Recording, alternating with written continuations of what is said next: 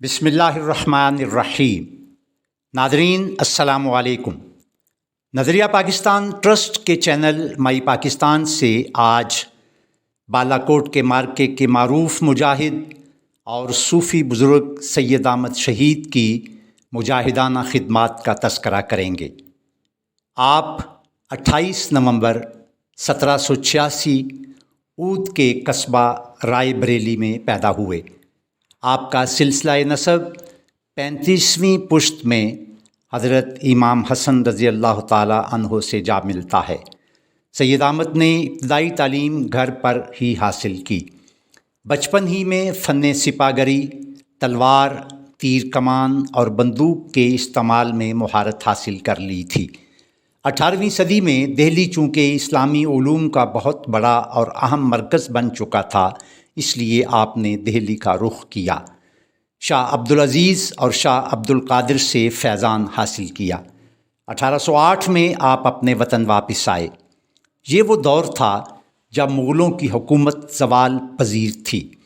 انگریزوں کے قدم ہندوستان میں جم چکے تھے، مرہٹے ملک پر چھائے ہوئے تھے۔ اسلامی حکومت کا زوال آپ کو پریشان کیے ہوئے تھا۔ ان حالات میں آپ نواب امیر خان کے لشکر میں شامل ہوئے اور دین کی تبلیغ کا کام شروع کر دیا۔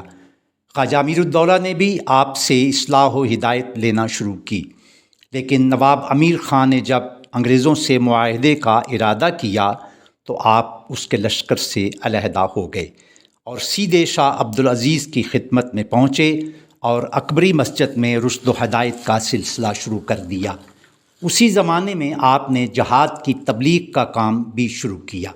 آپ کا سارا وقت لوگوں کو جہاد کے شوق دلانے اور انہیں سچا مسلمان بنانے میں گزر رہا تھا۔ آپ کا خیال تھا کہ ہندوستان سے ہجرت کر کے کسی ایسے مقام پر چلے جائیں جہاں آزادی سے مسلمانوں کو جہاد کے لیے تیار کر سکیں۔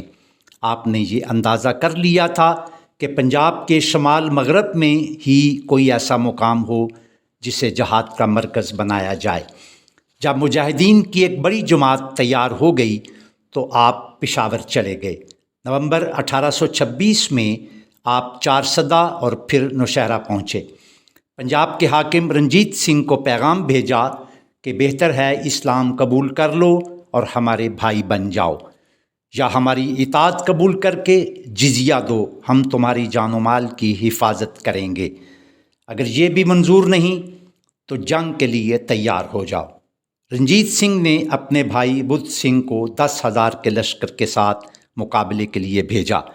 20 دسمبر 1826 کو 900 مجاہدین نے سکھوں پر شب خون مارا۔ تقریباً 700 سکھ مارے گئے، صرف 82 مجاہدین شہید ہوئے۔ سکھ لشکر میدان جنگ چھوڑ کر بھاگ نکلا۔ ہزارہ کے محاذ پر بھی مسلمان مجاہدین نے سید احمد شہید کی قیادت میں مختلف معرکوں میں اپنے جوہر دکھائے اور سکھوں کو ناقابل تلافی نقصان پہنچایا۔ سید احمد شہید سکھوں سے جہاد کرتے ہوئے بالا کوٹ کے مقام پر پہنچ گئے تھے۔ ادھر شیر سنگھ مجاہدین کے قافلے کو روکنے کے لیے گڑھی حبیب اللہ کے قریب پہنچ گیا۔ شیر سنگھ کی فوج کے مقابلے کے لیے سید احمد شہید نے فوراً دفاعی مورچے بنا لیے۔ ان کا خیال تھا کہ اگر اس لڑائی میں وہ کامیاب ہوئے تو انشاءاللہ دریائے جہلم سے کشمیر تک مجاہدین کا قبضہ ہو جائے گا، لیکن مجاہدین کی جماعت میں بے شمار لوگ باقاعدہ طور پر جنگی حکمت عملی اور لڑائی کے نشیب و فراز سے واقف نہیں تھے، لیکن اس کے باوجود آپ اور آپ کے رفقا مجاہدین نے متعدد مقامات پر جمع مردی اور جرأت و استقلال کی بے شمار مثالیں قائم کیں۔ 6 مئی 1831 معرکہ بالا کوٹ کے دوران سید احمد شہید سینے میں گولی لگنے سے جام شہادت نوش فرما گئے۔